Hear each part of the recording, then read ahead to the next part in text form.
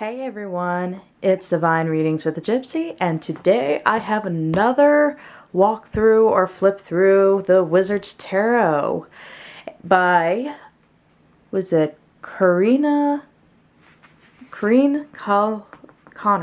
Kenner.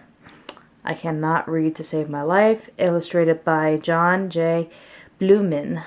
And so I had someone from YouTube actually wanting me to do a deck walkthrough slash review on the Wizard's Tarot on YouTube when I was doing my live chats with Kelly and Truth and Story the other night on Saturday, and today's Monday, so I finally got to get to it.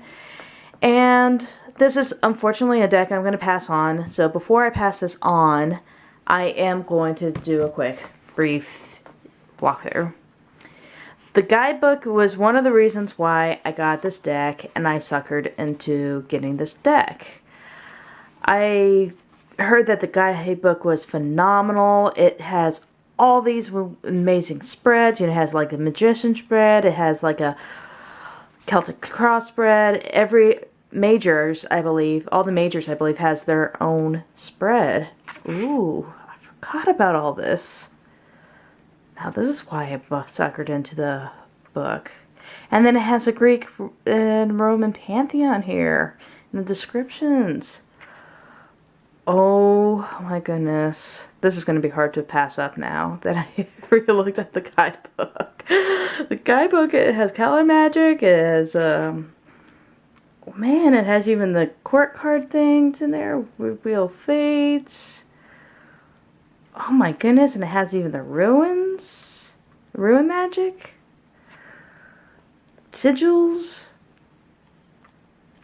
Okay, maybe this, flipping through this guidebook is changing my mind about this deck already.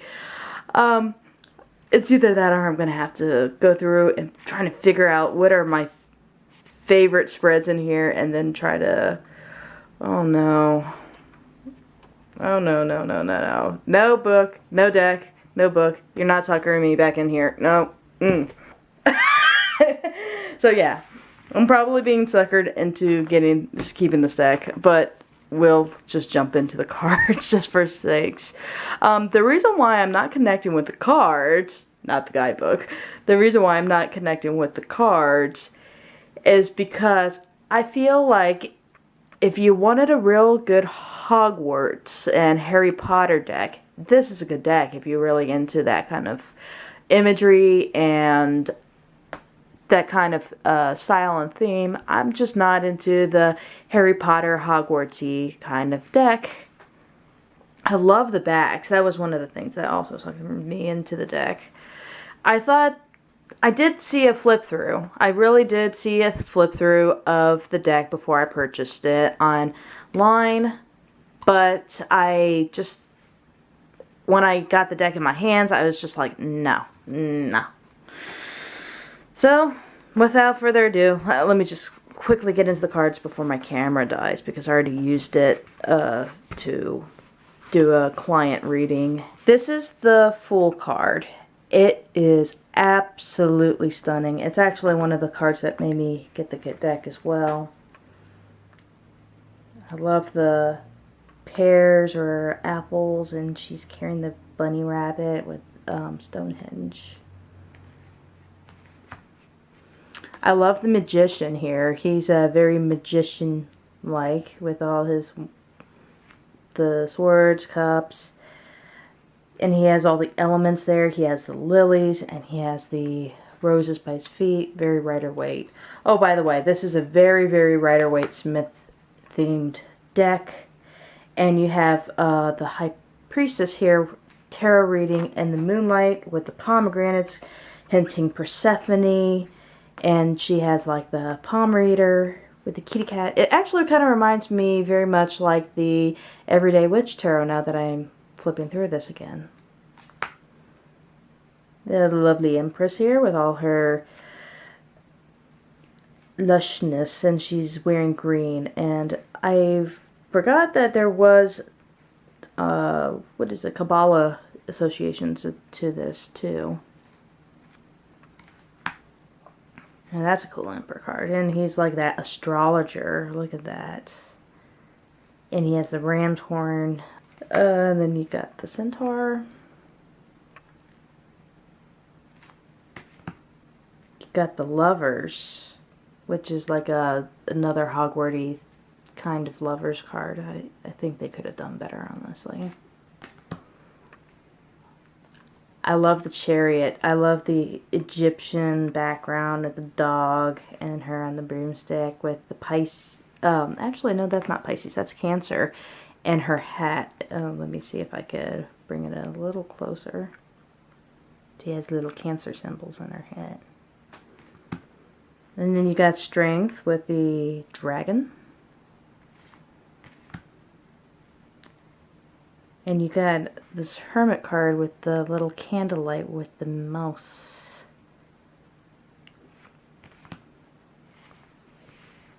You got the spinning wheel with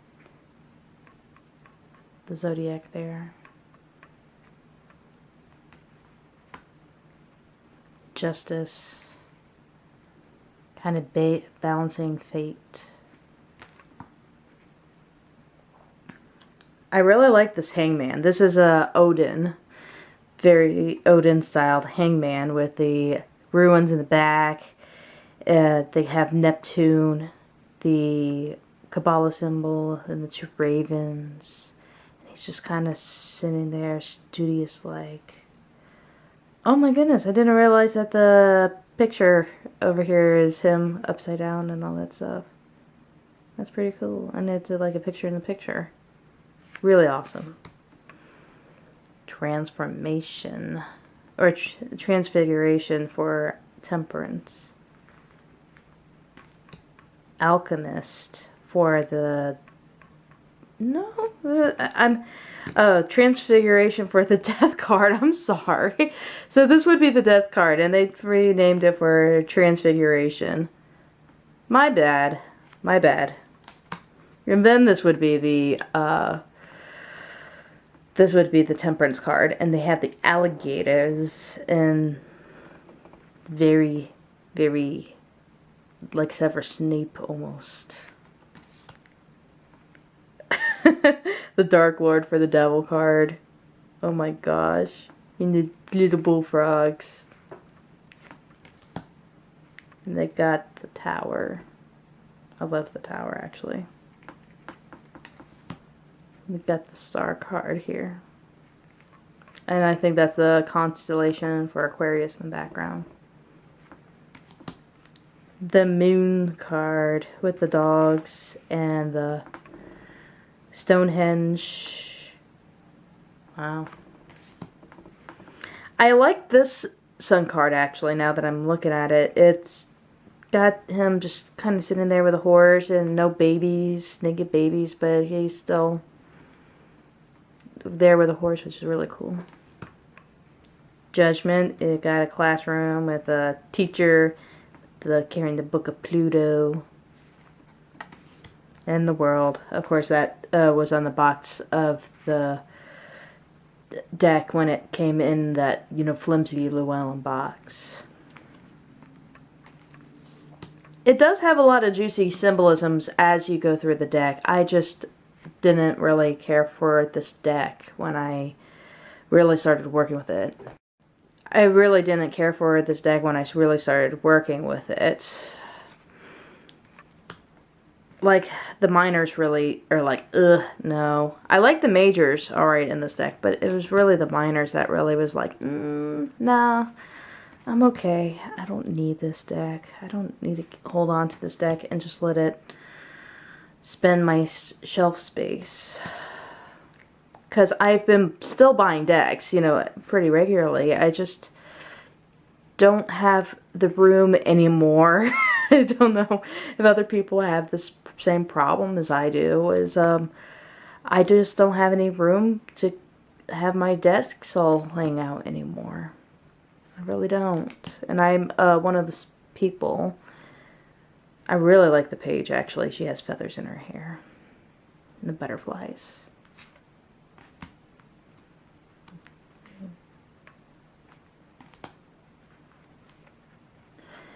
I just don't have room for this deck.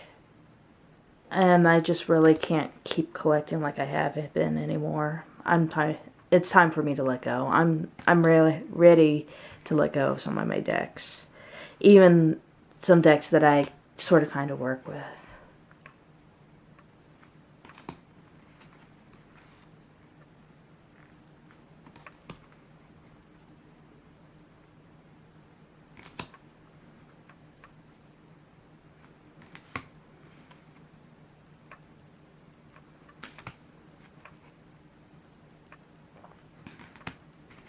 I actually really do like this card too, with the Eight of Wands, with the speeding towards and the broomsticks.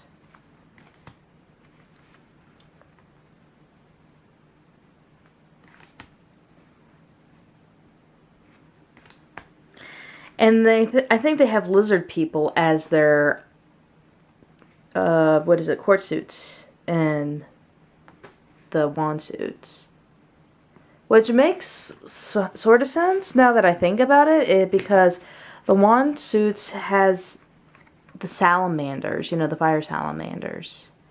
So I think these are like fire salamander people, I'm guessing. I really like her in a way, strange way. And he's an interesting looking fire salamander king. Of course, we got the cups.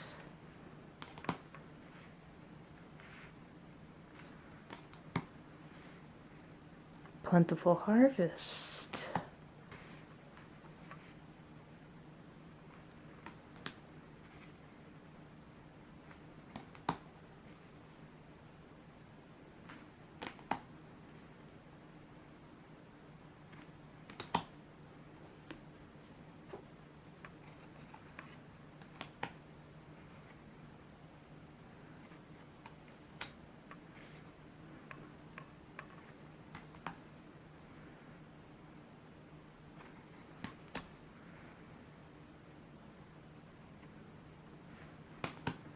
And they got mermaids as the theme for their court suits and the majors.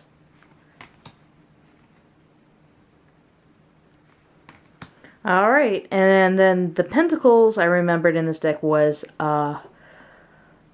winter themed. I forgot if the rest of the suits, minors, had the what is it, the season themes as well, but I remember this one was strangely winter.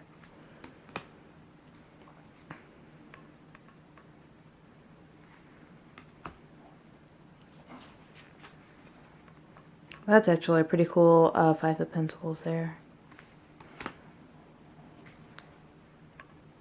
It's a good one too.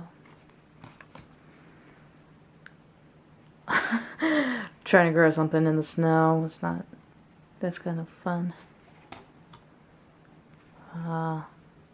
Nothing like spending indoors in the snow outside. I don't see the Pentacles as a winter suit though, because when you're thinking of, like, especially with the Seven of Pentacles and the Nine of Pentacles, you think of this one as growing, like a springtime. You're planting your seeds to see things sprout to life, and the Nine of Pentacles is kind of like that aftermath, like the garden, the lush garden, and the Eight of Pentacles is kind of like that tweener stage. You're putting the work to make the garden, you know, to maintain the garden in a way. So I don't know. I don't really associate winter with that kind of process. So it's interesting seeing it in winter depicted like that in the deck. And then here you go is the Ten of Pentacles as like the beginning of a beginning and the end of the suits. And I thought the courts and this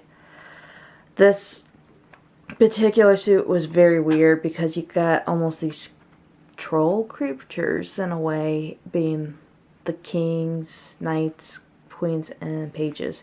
And she is just the butt ugliest thing I've ever did see. Oh my god. That was one thing that really turned me off about this deck, is that the Queen of Pentacles for sure is only one that a mother could love.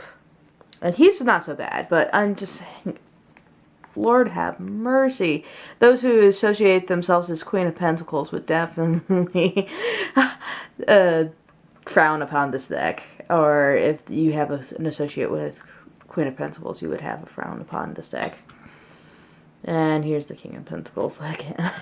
So that's my walkthrough, very brief walkthrough of the Wizard's Tarot. I am still going to probably pass it on. I probably am going to relook at the guidebook and try to figure out what spreads I want to keep or which spreads I do not want to keep, and just say, you know, I don't need to hold on to it just because of the guidebook.